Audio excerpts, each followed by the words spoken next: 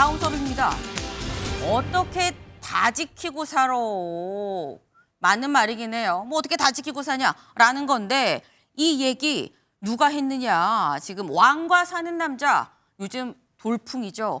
1000만을 훌쩍 넘었습니다. 이 1000만을 훌쩍 넘어서 벌써 한 1200, 1200을 지금 보고 있는 1100만이 돌파해서 1200만을 보고 있는 그런 상황이죠. 근데 이 영화를 만든 장항준 감독이 한 얘기가 바로 어떻게 다 지키고 사냐라는 겁니다. 이 얘기 왜 왔는지 직접 들어보시죠. 1000만 되면은 이렇게 될 리도 없는데 일단은 전화번호 바꾸고 개명하고 성형할 겁니다. 아무도 날 못 알아보게. 그리고 어디 저 다른 데로 귀화할까도 생각 중이에요. 그리고 요트를 살까 생각 중이야. 요트에서 선상 파티를 하려고요. 사실 우리끼리 얘기지만은 뭐 어떻게 다 지키고 삽니까? 안짜고 안 얘기. 가능성 제로일 때. 그래서 제가 이제 대안으로 아직 날짜는 특정이 안 됐는데 막 어디 좀 시내에서 제가 커피차 이벤트를 시민들, 관객분들을 너무 약하다고 생각하실 것 같아요. 네, 장항준 감독. 사실 이게 뜰 줄 몰랐었나라는 생각도 들어요. 막 귀화도 하고 개명도 하고 막 이것도 하고 막 다 지금 얘기를 했는데 볼까요? 1000만 돌파하면 성형도 하고요. 개명도 하고 귀화도 하고 요트 선상 파티도 하고 다 합니다. 못할 게 뭐 있어요? 라는 식으로 얘기를 1월에 했는데 아유 어떻게 다 지키고 삽니까? 라고 지금 얘기를 했다는 대신에 내가 요 앞에도 이 서울 한복판에서 커피차 이벤트 할게요. 라고 얘기를 했다라는 거예요. 이런 거 보면 김유진 아나운서 좀 장 감독도 난감하긴 했겠다라는 생각이 들긴 듭니다. 맞습니다. 처음에 이런 공약을 밝힐 때는 우스갯소리로 네. 했던 것들이기 때문에 어떻게 보면 본인도 이만큼의 흥행에 성공할 수 있을 거라고 예상치 못하고 했던 그런 말인 것 같아요. 같기도 합니다. 왜냐하면 이 장항준 감독이 이런 얘기를 하기도 했거든요. 오히려 다행이다. 지킬 수 있는 뭐 공약, 예를 들어서 전 재산의 반을 기부하겠다. 이런 걸 했으면 오히려 큰일 날 뻔했다. 또 이런 얘기를 하더라고요. 네. 어쨌든 굉장히 좋은 일이잖아요. 그런데 어쨌든 이런 공약을 밝혔기 때문에 네. 공약을 지키지 못하게 된 것에 대해서 또 같은 프로그램에 나와서 또 이야기를 했더라고요. 자신이 부처나 예수도 아닌데 어떻게 공약을 다 지키고 살 수 있겠냐라면서 대신 시민들을 대상으로 해서 네. 커피차 이벤트를 진행하겠다. 직접 이 자리에 본인도 참석할 것이라는 내용을 전했는데요. 함께 출연한 영화사 제작사 대표도 1000만 달성은 정말 상상하지도 못했기 때문에 이거 다 웃자고 한 얘기였다. 이렇게 지금 상황을 수습을 하는 그런 모양새입니다. 네. 근데 사실 이 1000만을 돌파할 거라고 상상하기가 쉽진 않았던 게 김 아나운서 이번이 2년 만에 나온 1000만 영화라면서요. 그렇습니다. 왕과 사는 남자가 지금 개봉한 지 31일 만에 누적 관객 1000만을 돌파를 했고요. 네. 지금은 1100만을 넘어섰다 이런 그쵸. 이야기가 나오고 있습니다. 이게 어떤 기록이냐면 재작년에 개방했던 파묘 이 영화도 굉장히 흥행에 성공을 했죠. 범죄도시 4 이후에 2년 만에 나온 1000만 영화라고 합니다. 이재명 대통령도 2년 만에 이룬 1000만 관객 영화 성과이기 때문에 더 뜻깊다라면서 직접 SNS에 축하한다 이런 내용의 글을 올리기도 했는데요. 혹시 앵커님 영화 보셨어요? 저는 아직 못 봤습니다. 네. 저는 봤거든요. 1000만의 이름을 못 올리셨지만 저는 보탬을 일부 희소성이 좀 했는데 있나요? 네. 앞으로 보게 되실 가능성이 더 높지 않을까 이런 네. 생각도 듭니다. 저는 이제 아이를 키우는 입장에서 영화관 찾는 것 자체가 굉장히 설레는 일이었는데 네. 영화를 또 오랜만에 보니까 너무 잘 만든 영화더라고요. 제가 볼 때 시점이 한 800만 정도였는데 오. 영화 보고 나오면서 이거는 1000만은 너끈히 넘을 수 있겠다. 네. 그런 생각이 들 정도였습니다. 이 영화가 사실 지금 영화가가 3월이 대표적인 비수기라고 하더라고요. 그런데도 불구하고 굉장히 남다른 저력을 보여주고 있는 영화인데요. 한국 영화 역대 흥행 1위 했던 영화가 명량이라는 영화였습니다. 네. 근데 지금 이 속도라면 명량의 기록도 뛰어넘을 수 있을 것이다. 오. 이런 전망도 나오고 있는 상황인데요. 네. 실제로 이게 개봉 이후에 입소문이 나기 시작하면서 관객이 많이 들기 시작을 했고 중간에 설 연휴가 끼어 있었습니다. 네. 그래서 가족 단위 관람객이 굉장히 많았고요. 또 이후에 N차 관람이라고 해서 영화를 여러 차례 보는 분들이 네. 많아지고 있기 때문에 이게 흥행이 뒷심을 지금 받고 있기 때문에 이런 또 다른 기록도 쓸 수 있다는 전망이 나오고 있습니다. 네. 저도 아직 안 봤는데 이번 주말엔 좀 봐야겠다라는 생각이 들긴 해. 약간 포모 같은 그런 느낌도 없잖아 있어요. 나만 안 봤나라는 생각. 누구는 N차까지 본다는데.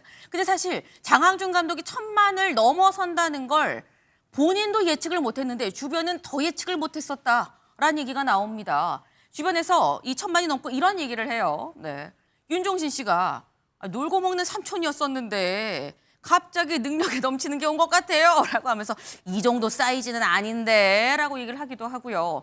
성은이 씨, 원래는 그냥 짜장면 잘 사주던 동네 오빠였는데 오빠가 1000만 감독이 됐어요. 축하해 오빠라고 얘기를 하더라라는 겁니다. 지금 다들 예상을 못했던, 당사자도 예상을 못했던 계명 성형까지 그래서 공약으로 걸었던 게 바로 왕사나 왕가 사는 남자다라는 건데 이게 참 또 독특한 게 박 교수님, 영화가 흥행을 하는데 이 영화보다 감독 얘기가 더 많이 이슈가 되는 것 같아요. 네. 뭐 사실은 2년 만에 나온 1000만 영화라서 네. 지금 방송에 지금까지는 안 나왔지만 네. 라디오라든지 뭐 온갖 프로에서 영화 얘기 많이 나왔습니다. 저희 주변에서는 그러더라고요. 감독이었어? 방송인 아니었어? 그러기도 하더라고요. 그런데 영화 얘기가 정말 온 콘텐츠에 다 나오다가 이제 영화 얘기가 좀 끝날만 하니까 이제 아하. 감독 얘기가 시작됐는데 네. 이게 또 재밌습니다. 장항준 감독이 그동안에도 예능에도 많이 나왔었고 그쵸. 또 이 인맥들이 주변에 이제 연예인 인맥이 굉장히 많다 보니까 뭐 또 특히 부인 얘기 빼놓을 수가 없죠. 그동안에도 장항준 감독이 스타 이 작가인 부인을 두고 있기 때문에 어떤 예능에 나가서도 부인 얘기가 빠지지 않았었거든요. 네. 그런데 이제 드디어 1000만 감독의 이 본인 스스로 보급형 거장이 됐다 그랬는데 이제 부인과 겨룰 수 있는 동등한 그런 레벨까지 올라왔기 때문에 앞으로 한동안 장항준 감독의 여러 가지 재밌는 에피소드 또 이야기들 또 예능 프로에서도 굉장히 많이 볼 수 있는 그런 기회가 될 것 같습니다. 네, 사실 장항준 감독이 저희 주변에서는 그래요. 이게 감독인지 전혀 몰랐다고. 방송인인 줄 알았는데 보니까 1000만 감독이었어라고 얘기를 하는데 왜냐하면 또 예능에 나와서 이 입담이 또 만만치가 않습니다. 요 입담 중에 하나가 또 항준적 사고다라는 얘기가 나와요. 항준적 사고 대체 뭐냐? 장항준 감독식 사고를 얘기를 하는 거죠. 이런 겁니다. 안 되면 내가 운이 좀 없었구만. 잘 되면 역시 나야. 내가 재능이 좀 있지. 천부적이야. 이게 항준식 사고라는 거예요. 그리고 이 아내에 대해서 이 아내가 얘기를 하기를 이 아내에 대해서 난 복권 당첨자다. 영화 실패한 거에 대해선 악플러가 그냥 이 악플러에 대해서 욕을 하고 그냥 잊자. 뭐 까짓 거 망한 거 어떡하겠어. 엎질러진 물 넘어간다는 거예요. 왕사는 개봉하고 난 다음에 어떻게 좀 잘 될 것 같아요. 그러면 다 입소문 타겠죠. 라고 얘기를 하는 게 이른바 항준적 사고, 항준식 사고다라는 겁니다. 저는 개인적으로 이 부분 김정욱 부원장님 아내에 대해서 난 복권 당첨자야 라고 얘기를 이렇게 한다는 거예요. 어떻게 복권 당첨되셨습니까? 5,000원짜리 뭐 이런 건 본 적이 있습니다만 네. 왜냐하면 본인 얘기하는 게 뭐냐면 그 작가 김은희 작가가 워낙 유명한 작가이기 때문에 시간이 없다는 거잖아요. 돈을 엄청 많이 버는데. 아내가 복권이라는 얘기죠. 네, 번 돈을 자기는 쓴다라고 얘기하면서 그러니까 당연히 복권 받은 거죠. 저도 개인적으로 그랬으면 좋겠어요. 저희 와이프가 돈을 엄청 많이 벌고 바빠서 네. 저는 그냥 돈이 좀 남아? 내가 좀 썼으면 좋겠는데? 네. 이랬으면 좋겠는데 그러니까 부럽죠. 항준적 사고라고 하는데 네. 저는 저랑 동갑이더라고요. 장항준 감독이. 네. 저는 저런 항준적 사고를 갖기 어려운데 20대는 가졌으면 좋겠어요. 20대들이 저런 생각.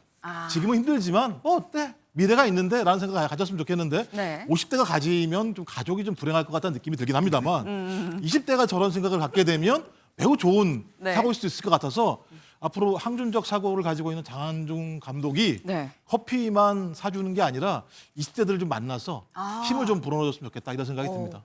굉장히 좋은 아이디어신 것 같아요. 그렇습니까? 이런 항준적 사고를 갖고 20대들한테 이렇게 도전에 희망을 갖고 이게 좀 힘을 불어넣는 강연도 좀 다니고 이런 것도 참 좋겠다라는 생각이 듭니다. 제가 사실 이 아내분과 만난 게 복권이라고 생각하십니까를 좀 돌려서 여쭤봤는데 거기에 대해서 5,000원짜리 복권 말씀하시면 살짝 좀 돌아가셨다라는 것도 짚고 넘어가겠습니다. 네.